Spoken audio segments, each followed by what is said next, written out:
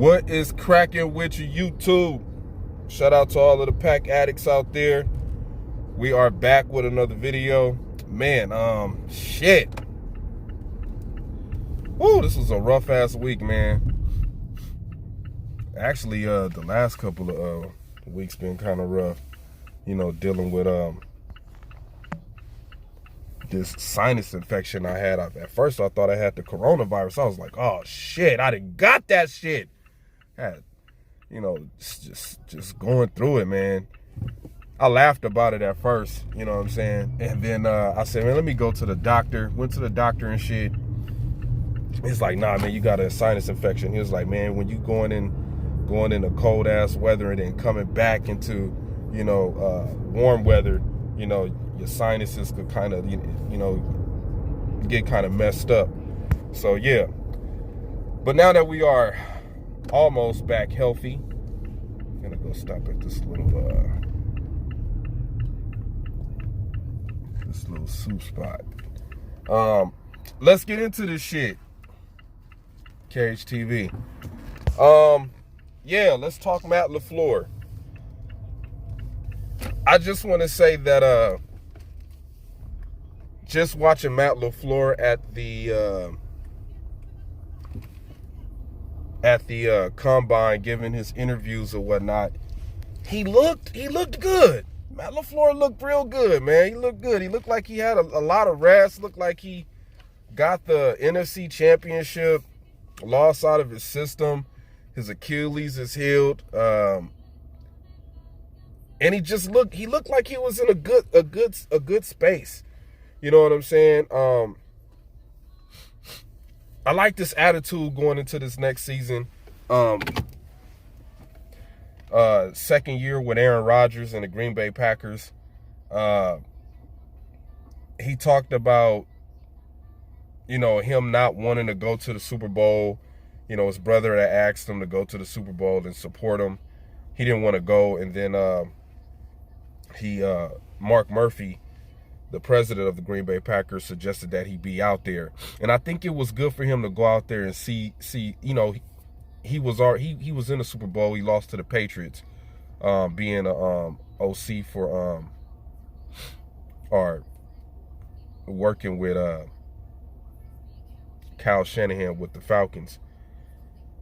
And it was just good to I don't know, he looked like he was in a good, he had a good aura about him. I don't know, man. Just watching that interview, I felt good about our coach, man. I really, you know, he's finally got the first year under his belt. The nervousness, being so anxious and trying to do things the right way. It looked like all that weight was lifted off his shoulders. So it looked like he knows how to deal with the media a little bit better than, you know, how he did in the past. You know, even with, shout out to Aaron Nagler. I think he was at the combine. I'm not sure. It sounded like he was at the combine asking questions. But it looked like he could, you know, stand under the pressure of the questions from the Green Bay media, team. So, you know, he talked about changing some things up, doing some things better. He talked about practice, where they could try to get the most out of the practices that they have, being better prepared on away games. Even though we only lost 3 games last season, just cleaning up a lot of the little stuff and being more detailed to things, and also, you know, having his input in the draft process and free agency process that is coming up pretty soon. So I think we go into this next season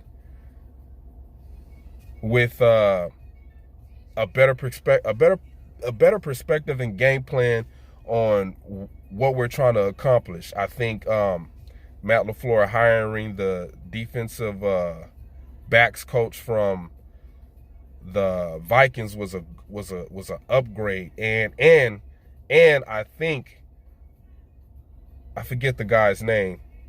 I think that might be a play for the future as far as defensive coordinator for the team. So just keep an eye on that. He talked about Mike Pettin and the decision for the Green Bay Packers to keep him around. Of course, he said that, it's a lot of unfinished business with trying to put that defense together, and you really can't blame Mike Pettin for some of the deficiencies that the defense was plagued with last year, as far as tackling and things of that nature. Plus, he talked about special teams. We got to really, really fix that. That was just terrible. I think we was the worst team in special teams last year. We couldn't return. I don't know what happened to JK-47, man. He just started shanking kicks, not kicking the ball good at all. I mean, he started off great, and then after a while, just midway through the season, he just kind of tailed off. We wasn't pinning the opposing teams deep into their own territory for them to fight out from their own end zone, and it was just brutal to watch. But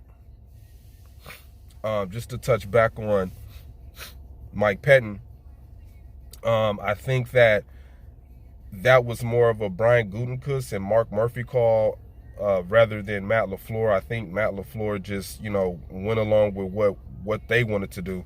So we'll see what Mike Pettin can put together. He also talked about bringing back some of those key guys that are our own, that are slipping into free agency, and he talked about Irvin, being one of the guys that, we brought on late on the team late in the season. He did some good things, some phenomenal things as far as, special teams and, playing slot receiver in some of the downs that we needed him on.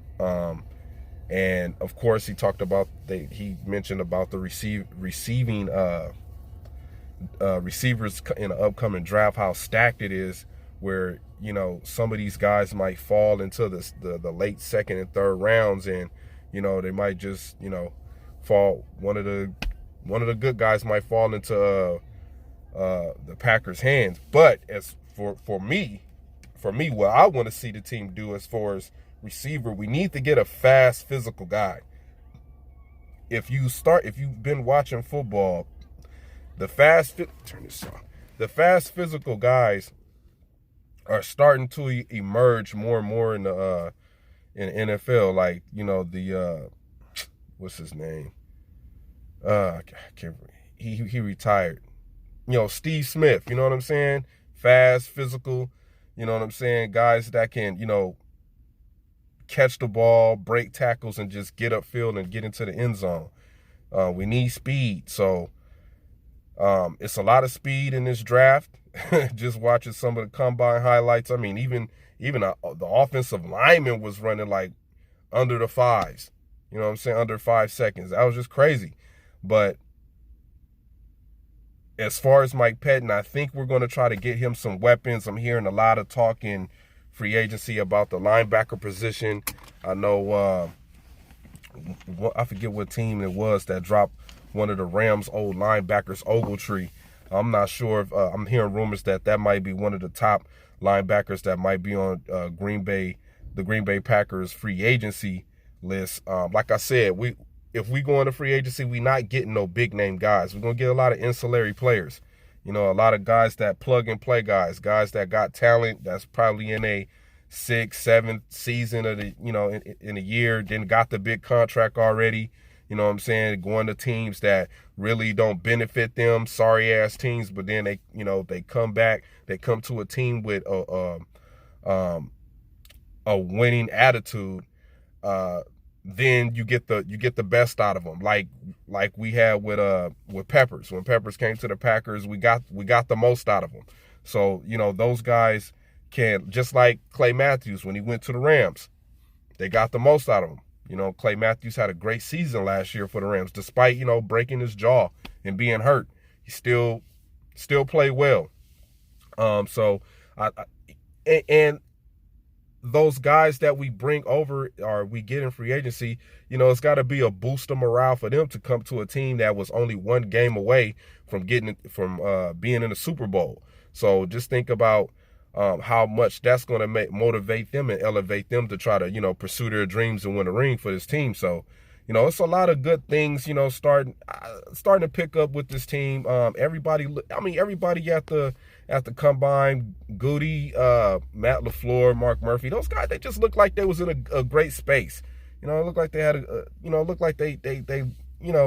they just looked like they was ready. They looked like they had, I don't know, just something about them, just great attitudes out there with them guys, at the combine and evaluating the young, talented college prospects that are coming into the NFL this up and coming season. So, with that being said, man, go Pack Go, man. I'm excited to see what this team is going to put together, how they're going to fit all of the pieces to the puzzle to get this team looking like it should be a Super Bowl contender. A lot of people said we was pretenders last year. Oh, it's the worst 13-3 team I've ever seen. Hey, man, we only could play the teams that we could play. And if we find different ways and avenues to win games, don't blame us. That's just great coaching. That's just great coaching. That's just somebody who's evaluating the situation and making sure that, Matt is just very keen to detail. And if one thing is not working, he's going to try to figure something out to benefit the team to come out and get a W. So with that being said, man, I'm gone. I got to go ahead and get some of this soup. I'm out.